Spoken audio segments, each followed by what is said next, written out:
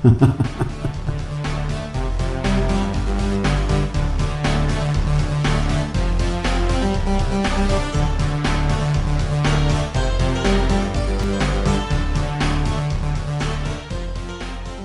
and welcome to the Drunkduck Quackcast. This is Quackcast number 604, and with me is Tanserine and Pitface. Hello. Hello. Hello. Hello. This week we're talking about the idea of stylized reality, which is the kind of version of reality that you really have to do in fiction, because actually putting real reality in a story doesn't really convey the meaning the way it should be, the way it would be to a person actually experiencing it for most things, you know, for like emotional events and like quick things and fast action and stuff like that. In order to convey that same feeling to someone in a movie or in a book or a comic or a radio play, you have to stylize it somewhat in order to convey the same feelings. But before we get into that, I have to bring up the featured comic. Oh my god. There was a feature this week. Quackcast did it. Lovely Quai. And the feature was the Drunkduck Awards. So, yay for the Drunkduck Awards. I hope you, go and support the creators there and see what Quai has to say about the Drunkduck Awards. Okay. Hello, this is Quackcast, and the feature I've selected for this week is Drunkduck Awards 2022 by Nicaea, and it is rated E for everyone. The long-awaited and much-loved official Drunkduck Awards community-wide event has made a comeback for the first time in 2 years. Chief organizer Nicaea returns as MC for the 10th time to host the annual event that has been celebrated by ducks all around the world since spring 2008. Follow the journey of For Your Consideration submissions, behind-the-scenes backstage antics by judges and presenters, 2022 awards trophy contestants, casual and formal group photographs, stunning characters strutting the red carpet, and original award presentations made possible by fellow ducks. The 2022 awards winner announcements began on Thursday, September 29th, 2022. Tune in daily to witness live updates and acceptance speeches delivered by this season's most anticipated award recipients. You are officially invited to read the Drunkduck Awards 2022 by Nicaea, rated E. And that was Quai's feature, which was the theme, which was, the Drunkduck Awards. Okay, so now we're going to tell you about the featured music. And the featured music was Gummels' theme to Agency. High up in a helicopter, swooping in over a vast metropolis, endless rows of buildings fly by underneath. Sophistication, towering glass skyscrapers, vast canyons of concrete and steel. It's music for the big, cold city, pulsing 80s synth tracks. Take it away, Gummels, with the theme to Agency.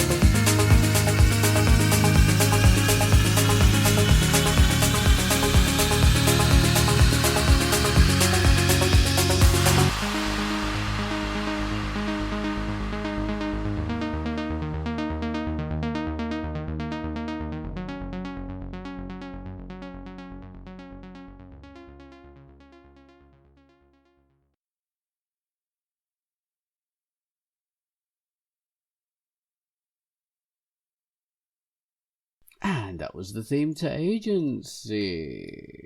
Agency is a cool anthro comic by Jedi and Solo. Give it a read. It's rated T. Okay, guys, the stylized reality. So this is something I was thinking about the other day. I was thinking about when I was actually watching a one of these little documentary kind of things where they have a camera follows a group of people around and just you see what happens. And this one happened to be about British bouncers. So this is filmed about 2012, 2013, and it was following a group of bouncers at these nasty little clubs in northern England and southern England, stuff like this, in all these bloody little places, and showing the nightly activities, what's happening. And you see these people getting into fights and stuff like that, like at 1 o'clock in the morning in front of a club, and then you hear them like talk about the fight and say, oh man, he was after me, I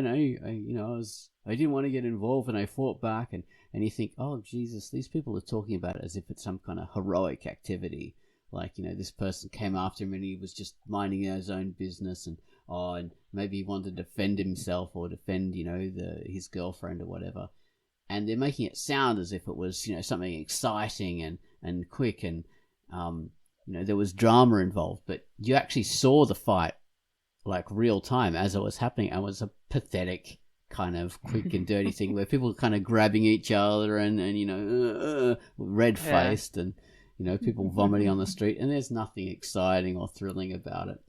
But you think about it, if you wanted to depict that as in a comic or in a story, you'd slow down the action and you'd make it sound more heroic, because you'd be doing it from like the point of view of either the observer, like the participant, or maybe someone observing who's actually invested in the fight. So if you're watching a fight and you're invested in it, you're not just someone looking at a documentary like I was, but you care about the people involved because you're one of them. You're going to have a different perspective on that. This fight is going to be there's going to be stakes involved. It's going to be a bit more heroic, or maybe, a bit more dastardly, a bit more exciting to that kind of viewer. So how do you create that impression? You stylize it. So this is the way you depict it for in fiction. You stylize it in some way. You have angles involved. How would you depict it? So if you're writing about it, maybe you're giving us a little bit of information about this the aggressor and what they're thinking, what they're feeling, how heavy they're breathing, something like that, and how fast they're moving, and how that makes the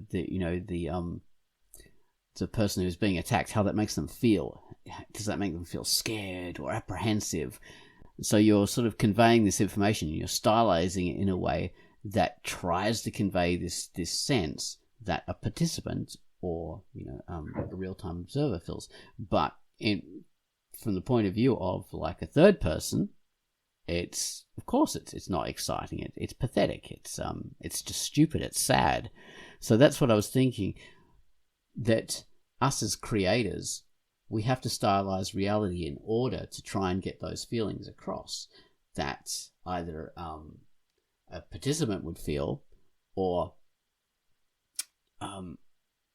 just to make these things a little bit more interesting than they are in reality.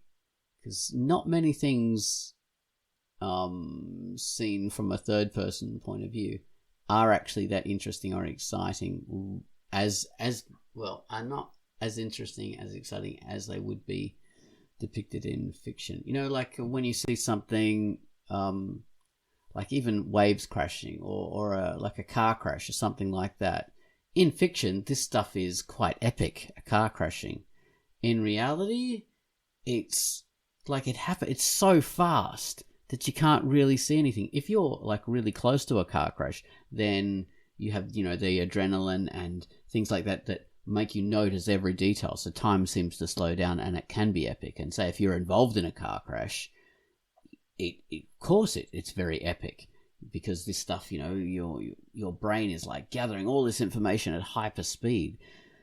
But if you're like, I don't know, seeing a car crash from a dash cam or something like on YouTube, or you're seeing it from like 100 meters away down the road, it's just that the car crash is done. What was?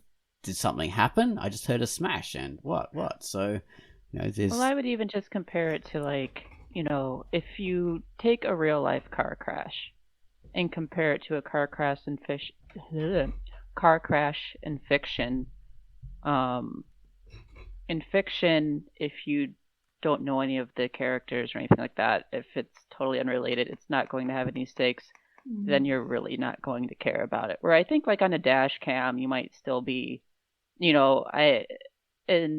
the 90s or so, there was, Rescue 911 things, and which was a show about basically paramedics that would go to scenes and stuff, or people who would be in lots of accidents and stuff like that. And they were very much dramatized, especially, for what you were saying, it's much more effective if you stylize it. But yeah, in fiction, it's like you have to fight against an extra wall of just not caring. You know what I mean? Like you have to fight extra hard to make it mean something. Yes, very much so. Yeah. You have to convey that that personal stake in something, transport someone to actually being there almost. Sorry, Tance, you were going to say something. Yeah, no, I don't want to be and I don't think I am the dissenting opinion on this, but I think it depends about reality. Like, for example, I remember quite a few years ago, we were stuck in traffic, and there was like a fender bender, a few cars ahead, not a few, like a couple of cars ahead, like I had full view of what was happening, and a fender bender is nothing important, but the two drivers opened their doors, stepped out, and started punching each other right there on the street. And I remember it like a Kodak moment. Even now, it is an extremely intense memory, and it made a huge impact on me. Although they had no choreography, they had no awesome moves.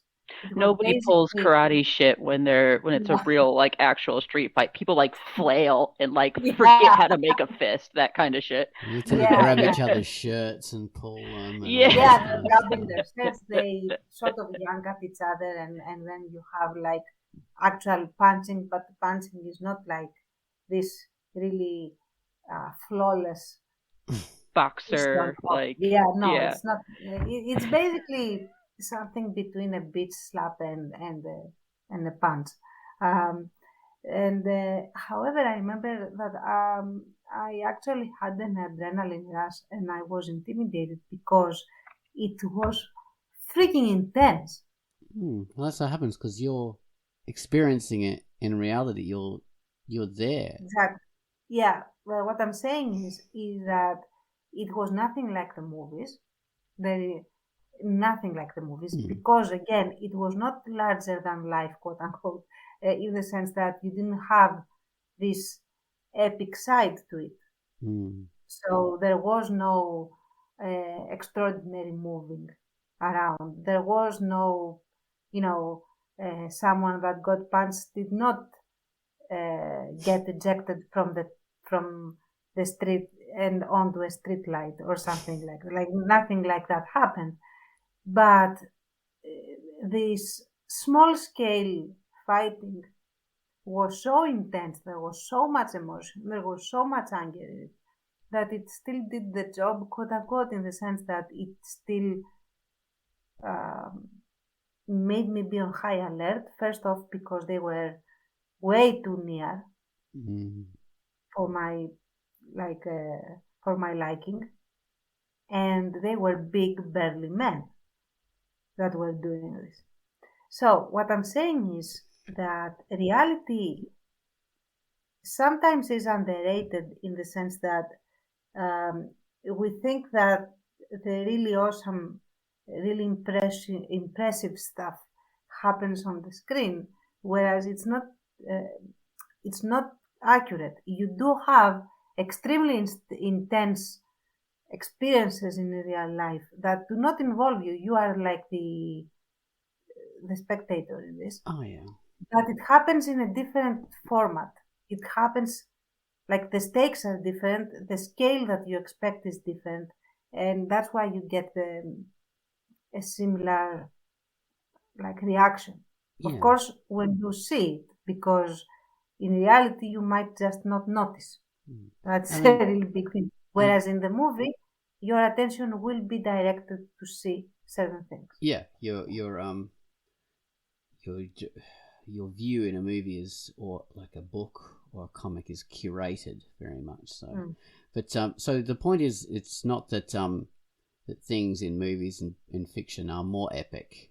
It's that they have to be stylized in order to get the same feeling of epicness, because it's very hard to do that by showing the real thing. So yeah, the feeling of epicness is the same if you're, close enough to the action in order to feel it. So yeah, you just got to be able to try and achieve that same feeling from the limited tools you have as a fiction creator, which is quite difficult. A good example would be how we write dialogue versus how it happens in real life. Oh my goodness, because, yes. Yeah, if you just put in the transcript from real life, yeah, of two people speaking, you're going to have as repeat phrases, grammar fails, and people going back reiterating the same thing because they lost their train of thought. Sounds like a Quackcast. Oh my god. Yeah.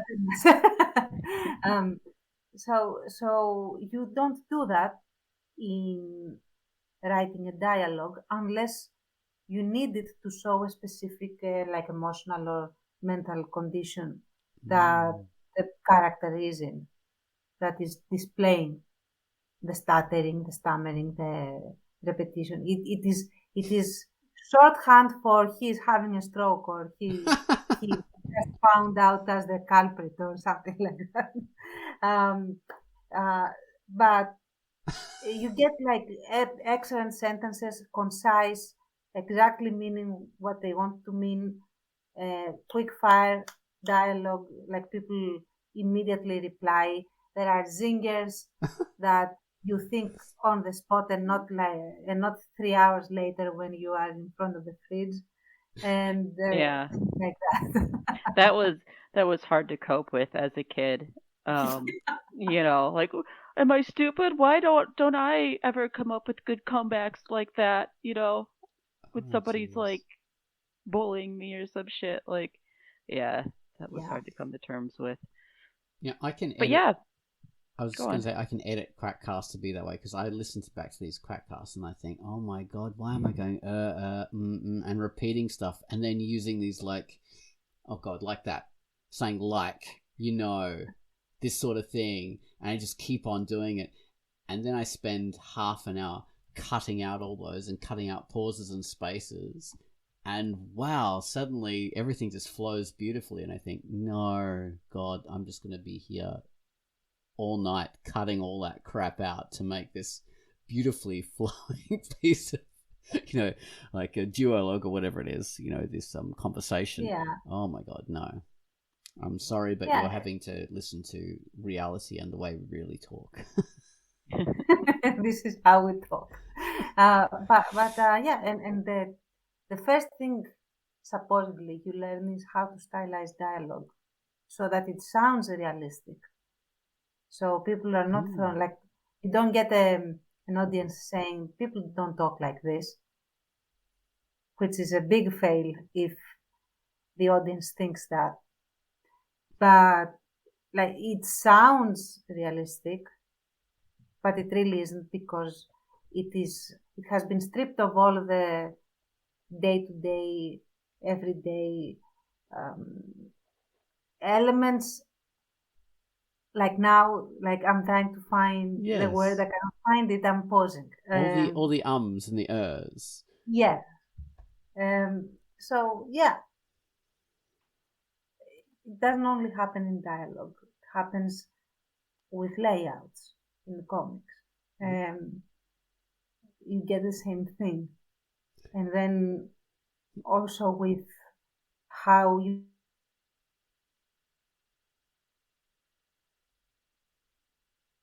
see, this is what happens as well in reality.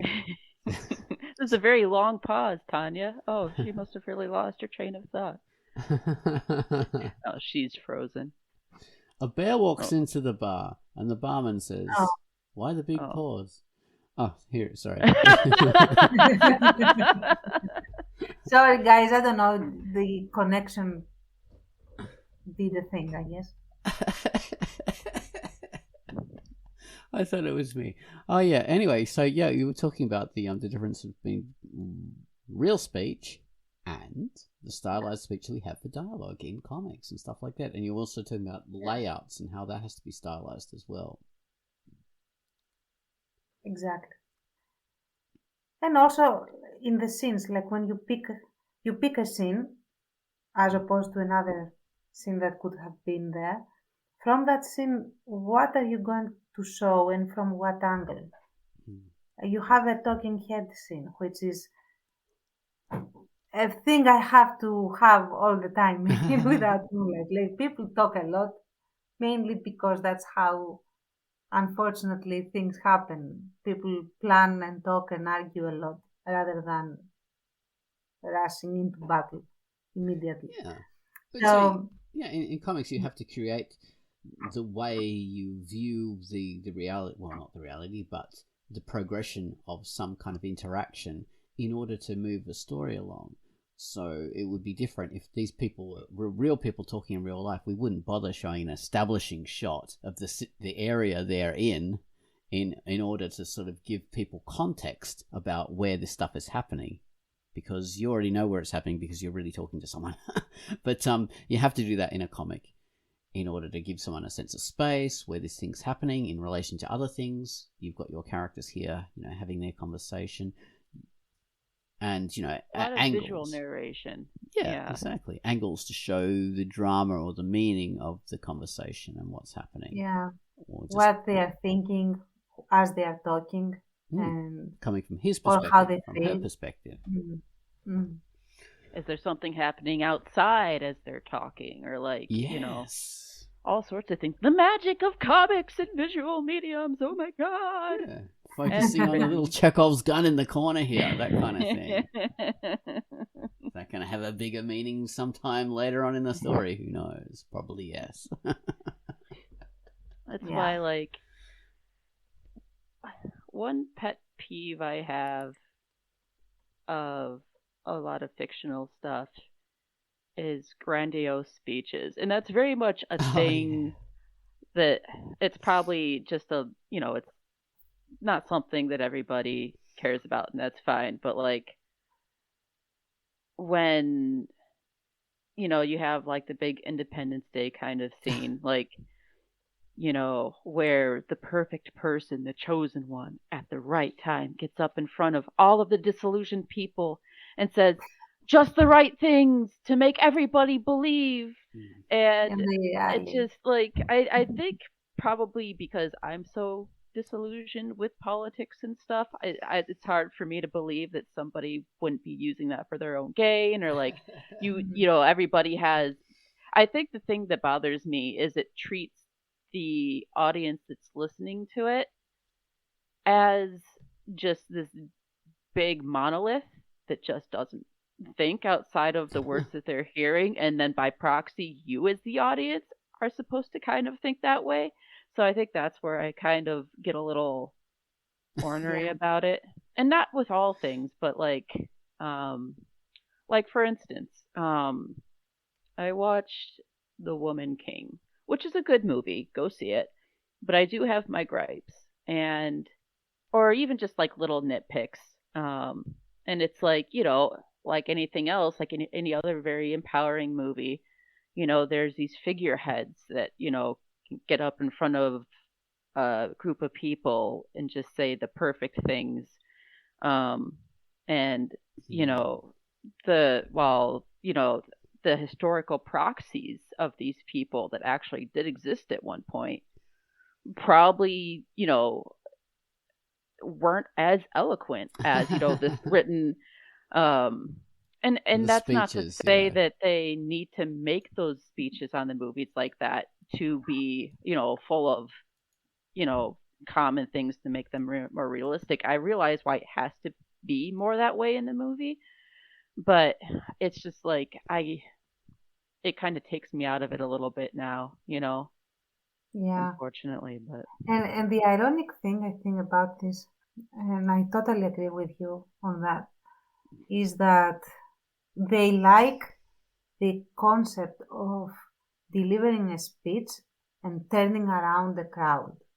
yeah, Instead of delivering a speech to a crowd that is already primed and wants to hear this, which is the reality. In reality, that sort of speech happens, for example, to troops that are already pumped to do yeah, so.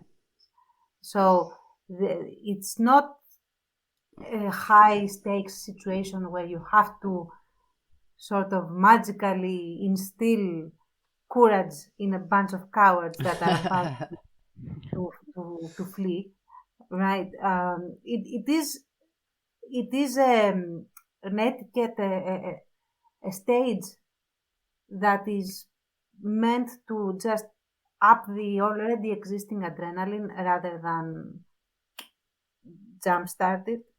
So in reality, or and that is something I really look forward to in Without Moonlight.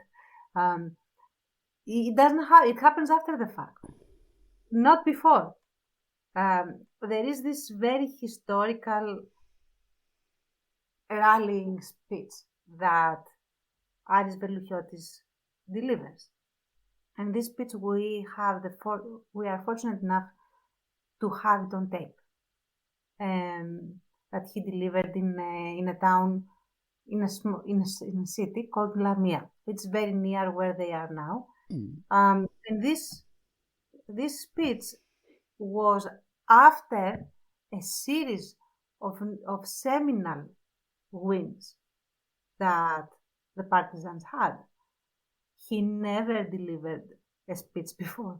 He delivers this speech as the cherry on top, summing up all the victories to rally the people to move forward to the next stage, which is to start thinking about a reality without the Germans. Like, okay, now we can start planning for peace because we do have a chance now. That was the gist, basically. So, so that was a very rallying speech, and if you hear it even now, it gets you worked up a little bit. Especially if you are primed to like that sort of thing like I am.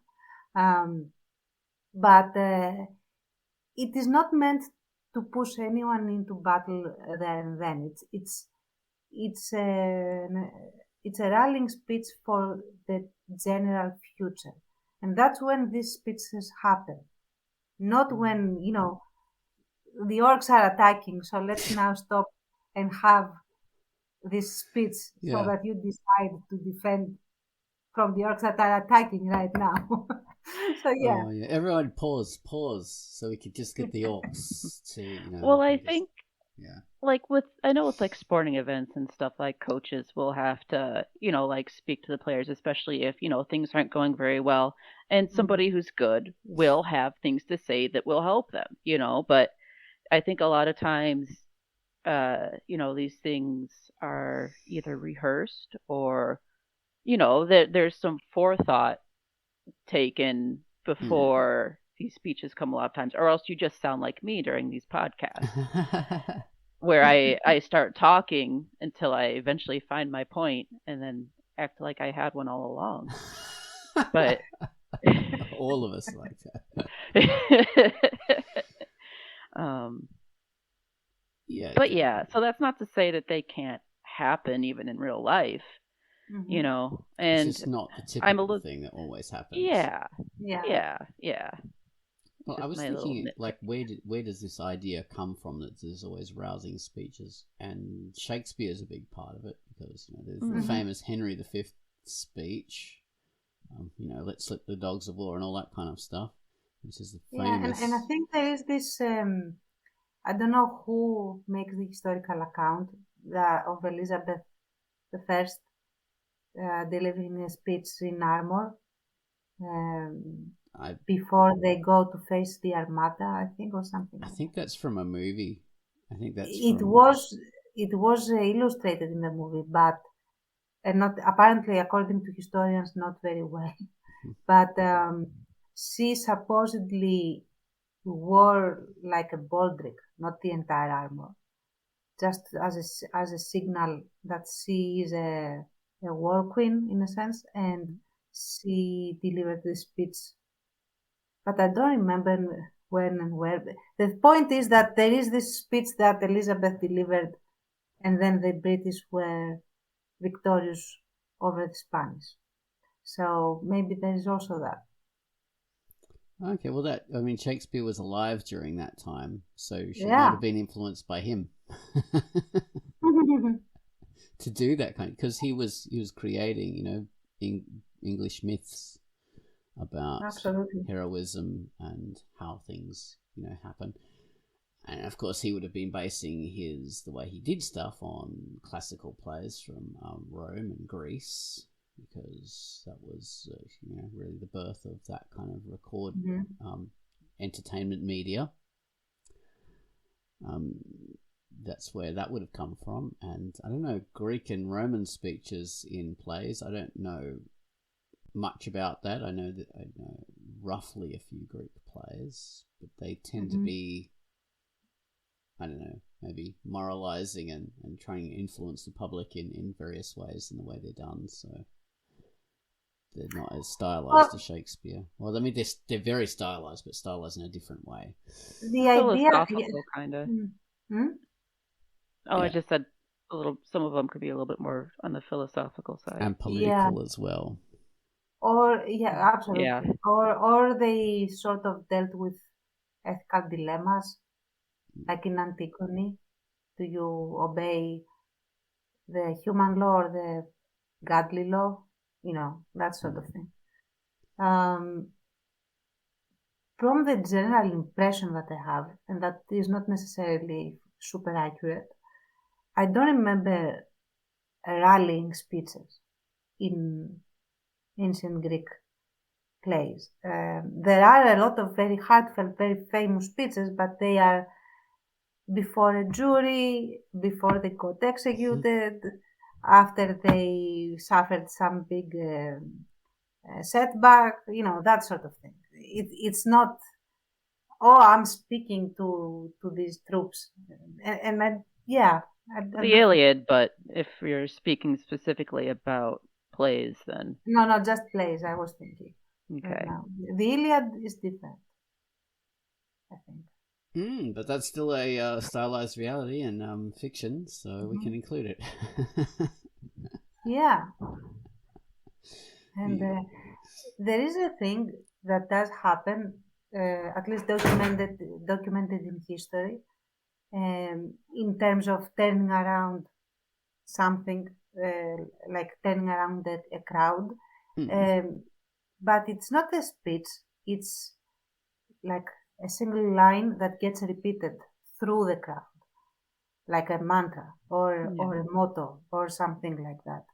Or like a group of people go against the tide of the crowd, and they are chanting certain things, and they start getting people with them, and that's how things turn around. Not as much the speech thing. I was just thinking, in terms of stylized reality in fiction, and so you've got me sort of thinking when you mentioned the Iliad, and of course, I read the what was it, the Odyssey, which great book, but the version I read was the translation by Alexander Pope, who did this a very, very long time ago, and he used rhyme for the whole thing, so it all rhymed. It's almost like song lyrics, and it's bizarre from a person from the modern day to read an epic story in rhyming couplets, the whole thing. But surprisingly, when your brain becomes accustomed to that form, you don't really pay attention to the fact that it's rhyming anymore, and it becomes incredibly real and incredibly visceral. And I found that depiction of the Odyssey far more visceral and realistic than any modern version that I've ever seen. So that was surprising to me, to be able to read that in that such a highly stylized version, and to have it seem so realistic and real to me, it was very strange. So I don't know what that says about things, but a testament to wordsmithing. I mean, yeah, I imagine people could do amazing things with, I mean, not just verse, because obviously the original one is verse as well, but with just, it's an art. It truly is an art, and there's a reason why there's so many different translations of it. It's not just because one person calls this word one thing, and there are different ways of structuring it and saying it and expressing it and stuff, and I think it's great that there's so many. You're a testament to that, Oz. It's and I remember, like, we are taught both the Odyssey and the Iliad at school.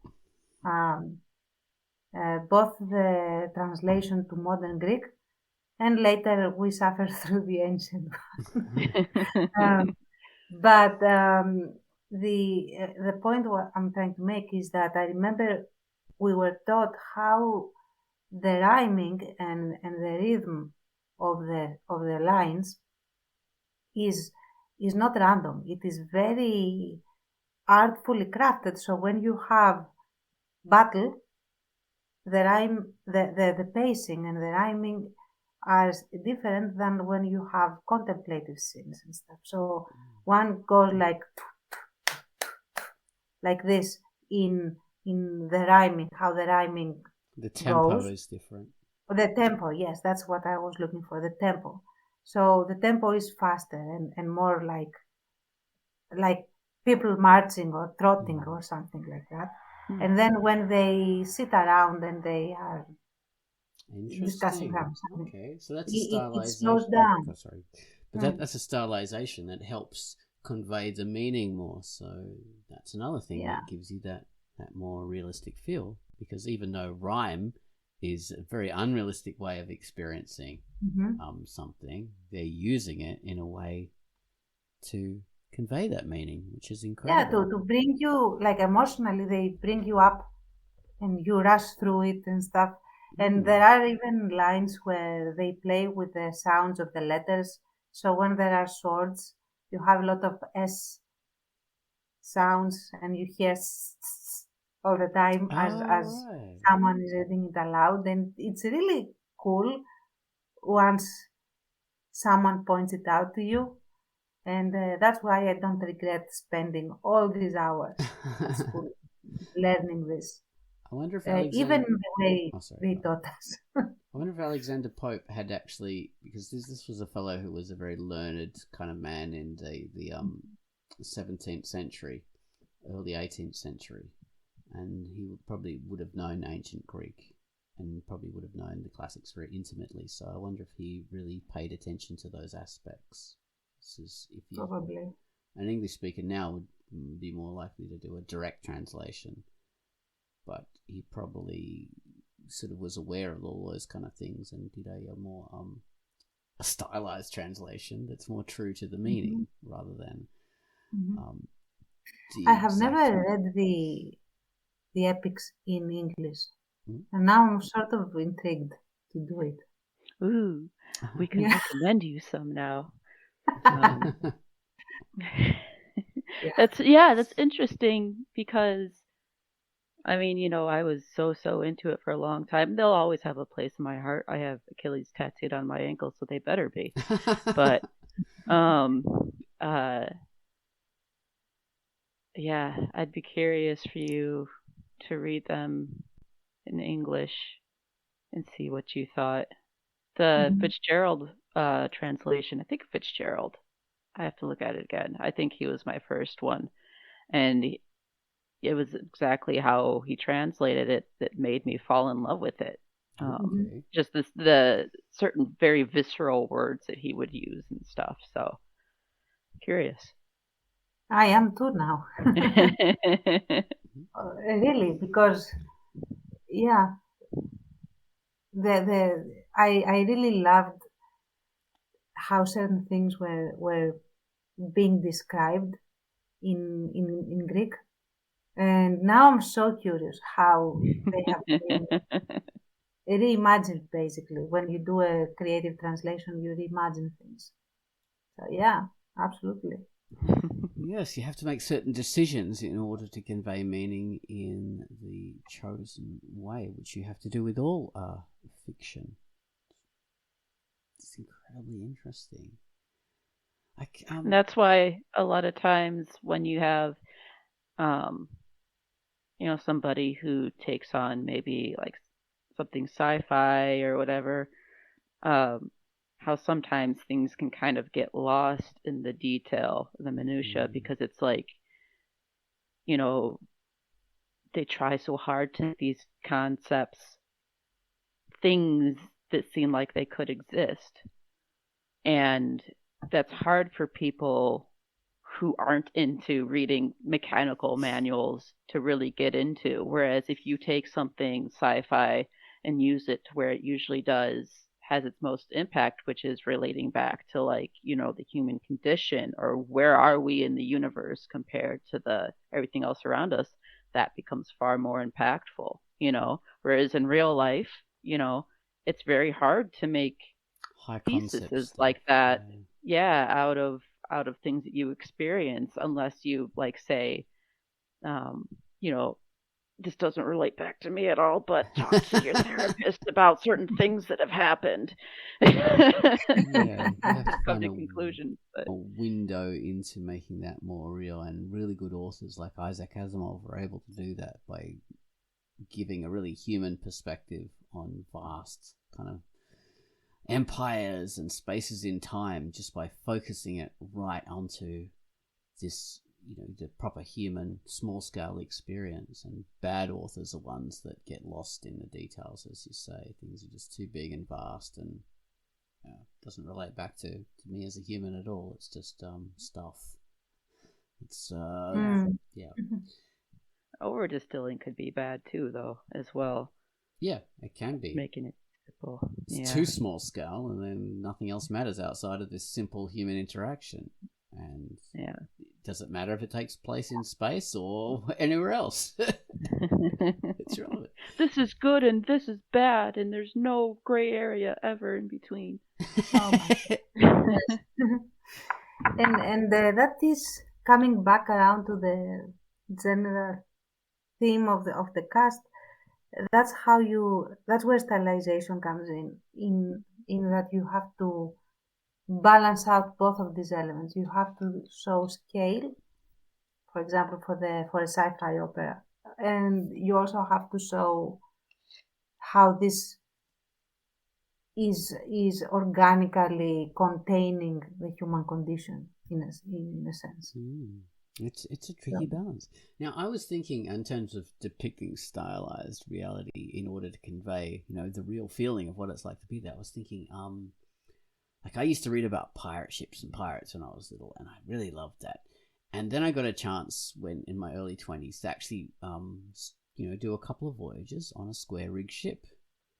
And that was such a fantastic experience. But when I was actually on there, like you're right at the bowsprit over the waves. There's a netting all around you and these sails, and they're blowing in the wind and they're flicking and flapping away, and you're watching these waves crash underneath you. It's an amazing experience, and you think, well, this is an incredible experience, but this is nothing like the experience that I had when I read about this or when I saw a pirate film. It's absolutely, these things are totally different.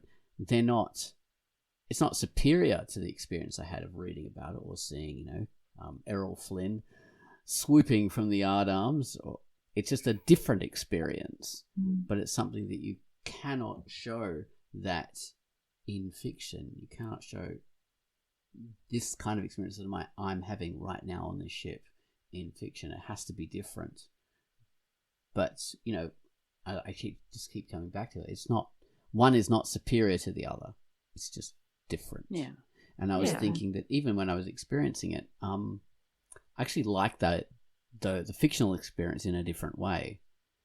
And I can't get that in reality. There's no way of getting that, because in reality, the ship is all around you, and these waves and the sun and everything like that. But you're not looking at it as an observer. You can't see the ship from the outside. You can't see how beautiful it looks coasting through the waves. Because when you're on the ship, there's Pitface, Chance, you've been on ships before. You can't see the ship from the outside, can you? You're stuck there. There's no way to see the glory of it. You're just stuck within it. So it's an incredibly different experience to the version in fiction, which is always, from the observer swooping over, looking at the grandeur, looking at the height of the beautiful masts and all this kind of thing, which is not possible when you're actually in the thing. So yeah, it feels it's interesting, different. Yeah, and there are ways to make things feel natural if you want to convey that kind of thing. Like I think about when I was a deckhand, and granted that was, I was on a smaller cruise ship, which is very different to the ship that you were on. But when I think about when I felt glory, probably not glory for me, but when I would feel particularly aware of it or connected to it was if I were to leave, go out into a town and come back, as I would see the ship, as I was approaching it, I would realize I would feel a connection to it because I'd been on it for a while. I'd taken care of it. She'd taken care of me. And I, as I approached it and I saw it sitting there, I felt more of a connection. Whereas, when I'm inside it, trying to scrub off part of the hull or something, it feels a little less wistful. But I similar to that in a way, in a roundabout way, I guess, is sometimes I think about all of the kind of weird little mysterious circumstances that I've had, not necessarily supernatural, but the things that everybody experiences, the questions that you still have about, like, well, why did this thing happen at this point? Why did this cup move by itself at this one time or something? And sometimes I think, like, maybe it'd be cool to compile all of those into a little book or something. But then I realize if I just keep them as they are, they're not interesting to somebody who's listening because they're not complete stories.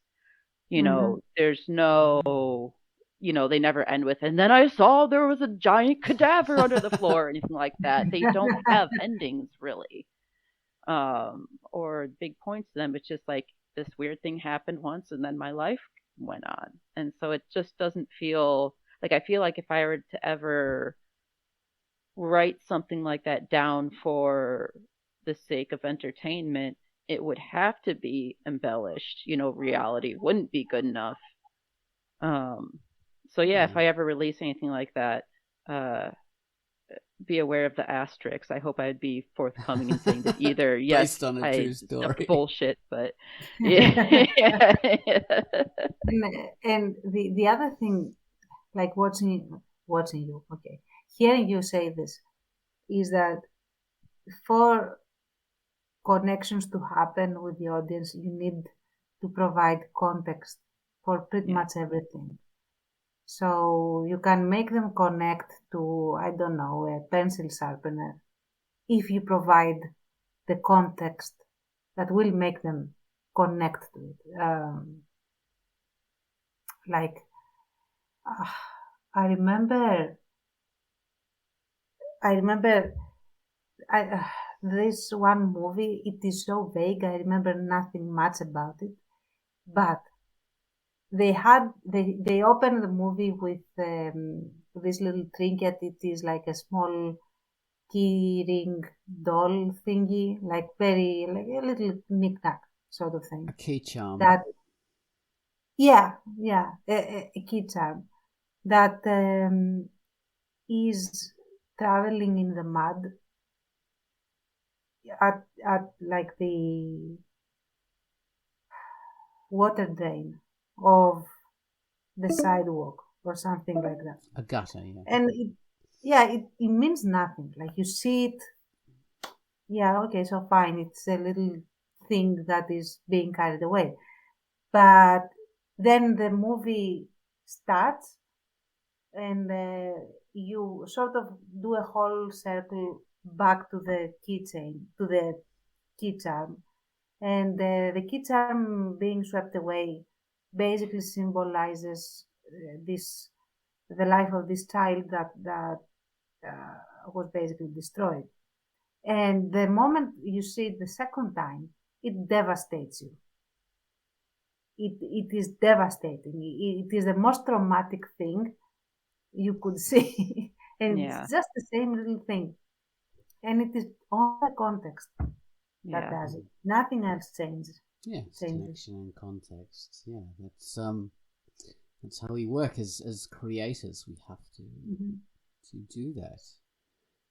Not only changing the way perspective on reality and how things happen, but also connecting people to something to make it more real. I mean, that's what we're talking about with like an external view of a ship, because in reality you don't have that unless you're coming back to it or there's. But that's not the usual experience. The usual experience is you're here within it all the time and your perspective is incredibly limited. But in fiction, most of the time, perspective is always more from a bird's eye view or from an external point of view, because actually being inside the ship is very limited for the observer to see. Most of the time you're just seeing walls and windows and just rooms, the same as you would be on land. It doesn't really show you that you're on a ship when you're on a ship.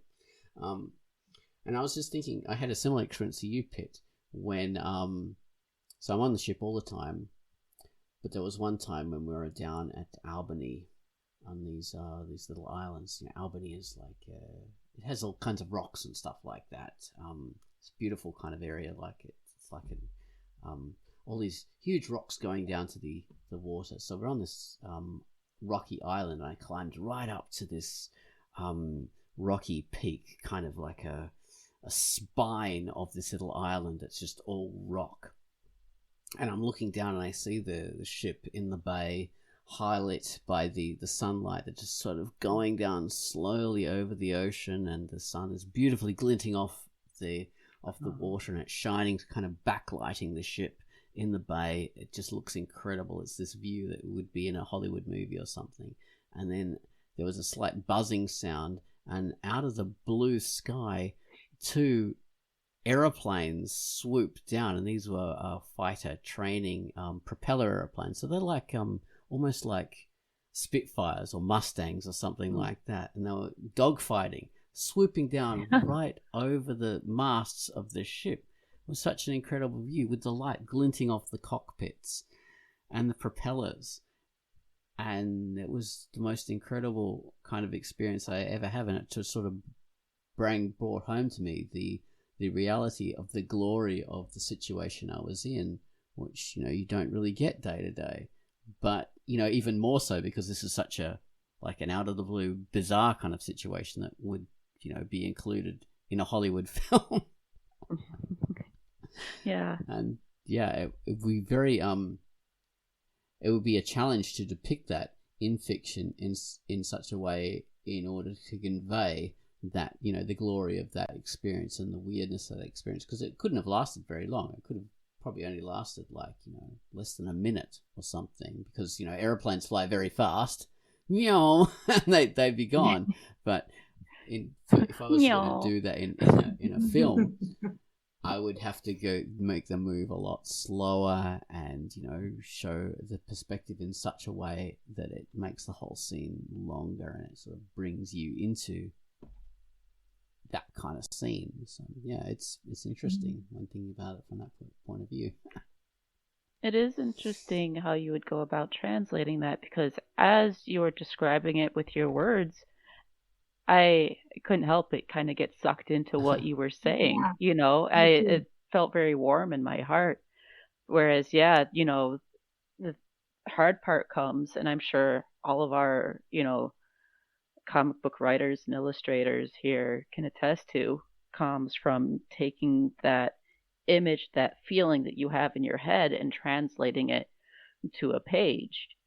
And that it can get real agonizing. Like it feels like the more you try to like put the specific thing down, the more it kind of slips away. And so it's very important to come back to that, you know, being so genuine as you were just now with telling us that story, you know, instead of ultra focusing on the small details, be genuine, you know, in a sense, you know, whether you're trying to tell about how glorious an army is or how terrible war is, or we were talking about war movies before, so that's where my brain's at.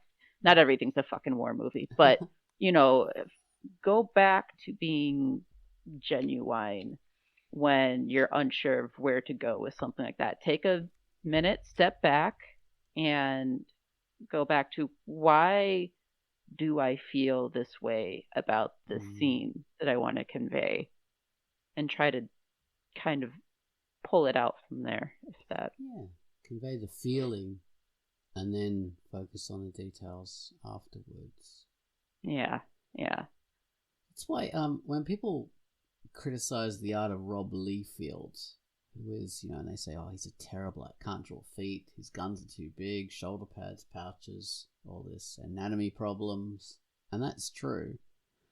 But his artwork was incredibly popular during the 90s for a reason. And I think the reason is that it's, even though it's shit at conveying, reality, it's very good at conveying the feelings that he wants to show. Because these things, it's all about shorthands for the feelings. Like his broken spine women are conveying this hypersexuality. His giant shoulder pads are conveying strength and power. His huge guns are conveying potential for destructive power. That kind of thing. His millions of teeth in these faces is conveying, you know, savage grins and wicked determination, and it works. So we don't have to be absolutely realistic in our portrayal of these things. Stylizations help us convey the feelings that we want to convey in order to get that across to the viewer. So it's important not to forget that. Absolutely. Yeah. Oh, thank you very much for being part of this Quackcast, guys. You have been fantastic people. And Pitt and Tance were extra specially good in this Quackcast because I couldn't do it on the usual day, and they pulled out the stops and they made a break in their days just especially to do this late Quackcast with me. So thank you, guys. You're brilliant. It was fun. Thank you. It was. All right. Well, thank you guys for listening as well. All right. Thank you. This has been Quackcast 604, 605, something like that. I hope you enjoyed it. 604. Goodbye, people. Bye. Bye-bye.